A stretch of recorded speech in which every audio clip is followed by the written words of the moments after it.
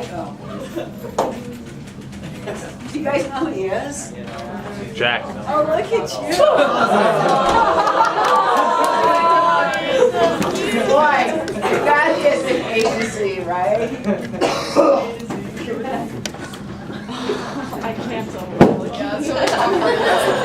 Oh, I don't like this. So, Maddie, you keep score every time. Yeah, last. And Oh, no, no, it's good. This has a thing on it. Good thing.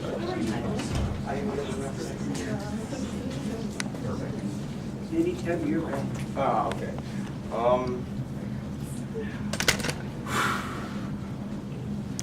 All right. So, I'm Hunter S. Thompson, and I doubt you know me, but I don't really care. It doesn't matter to me. I was born in Louisiana in like 1930, around then, early 20th century, and we were super poor.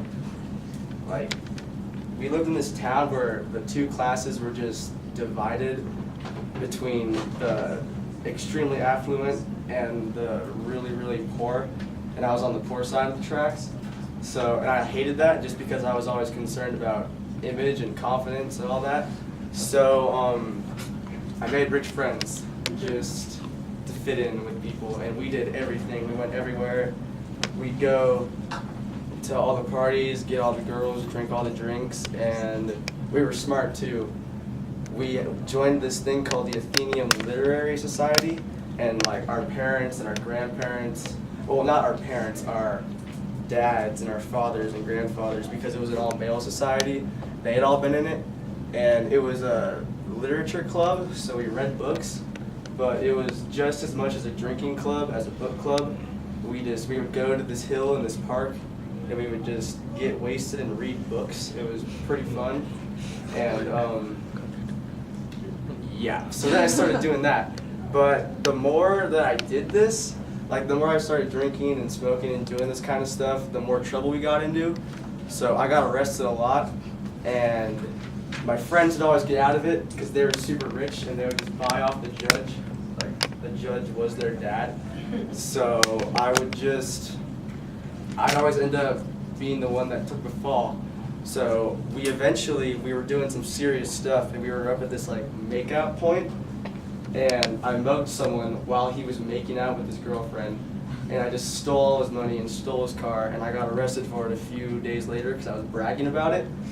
And so I ended up going to jail, and I actually got a real jail sentence. I received like 6 months in the county jail, and I wasn't feeling that because that jail was rough.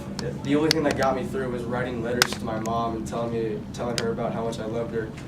But so I took a deal to go join the Air Force instead, just because that made more sense to me, because the military seemed like my kind of thing because I was a man. So I joined the Air Force, and I started writing for the Air Force newspaper.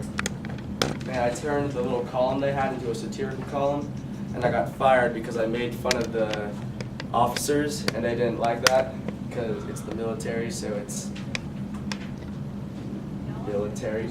And so I got honorably discharged from the military, and I moved up to New Jersey, and that's when I started working with newspapers and whatnot and doing that kind of thing.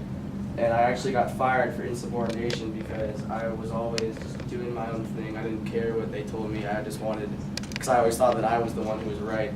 So I got fired for that. And then after that, I moved down to Puerto Rico for some reason.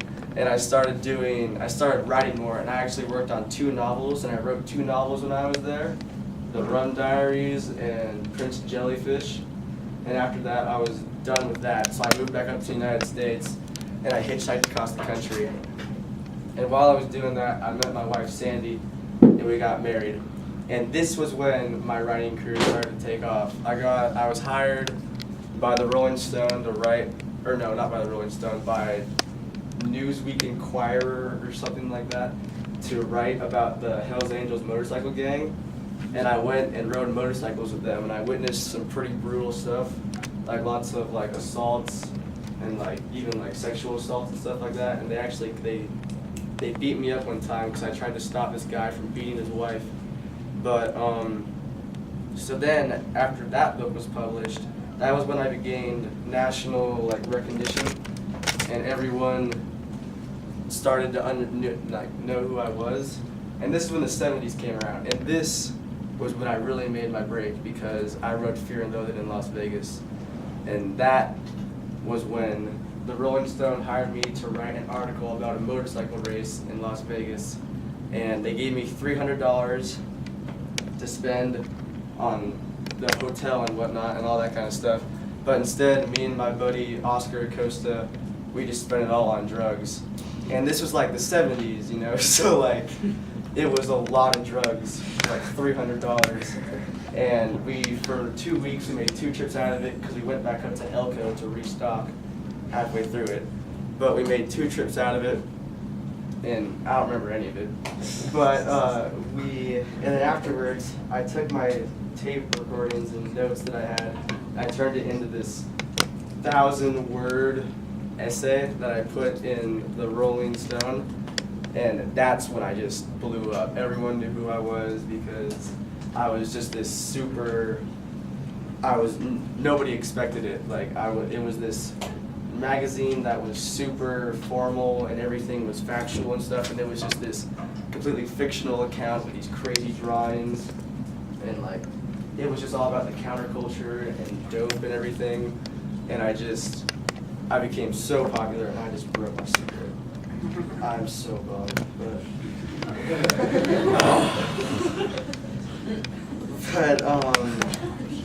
so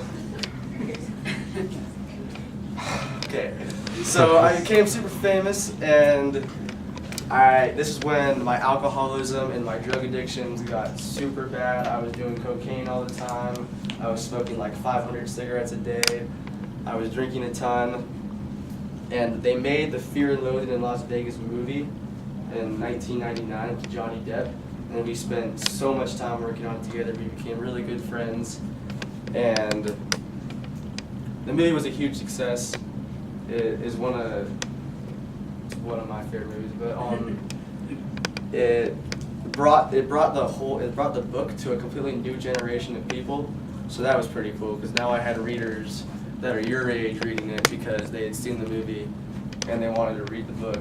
But this is when things started to go downhill, mostly because I was crippled from like alcoholism and drug addiction and living my life the way I lived it. And George Bush was elected, and that was what really bugged me because the George Bush administration was the failure of the American democracy in my eyes. I just thought he was the worst president. Like I couldn't believe that the public would pick him. So it really, really depressed me. And this was in 2005. No, this was in 2000. And then 4 years later, he was elected again, and that's when I was just over it. I was done with how democracy had failed. So in 2005, I shot myself in the head, and that was pretty cool. Yeah, that's my presentation. And he died.